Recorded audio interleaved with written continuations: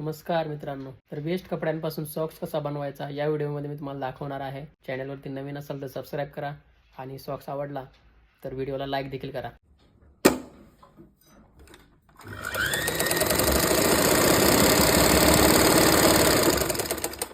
तर अशा पद्धतीनं 10 इंच बाय 6 इंच असे 2 पीस कट केलेले आहेत. हा जो पीस आहे त्याला 5 इंचापर्यंत अशा पद्धतीने शिलाई मारलेली आहे आणि मागच्या बाजूला पण अशी शिलाई मारून घेतलेली आहे. इकडे बघा 2 पीस आहे ते. आता ह्याला आपल्याला फोल्ड करायचं आहे. तर फोल्ड केल्यानंतर असा आकार तयार होईल. हा त्याचा बेस आहे. पायाच्या मापानुसार बेस घ्यायचा आहे.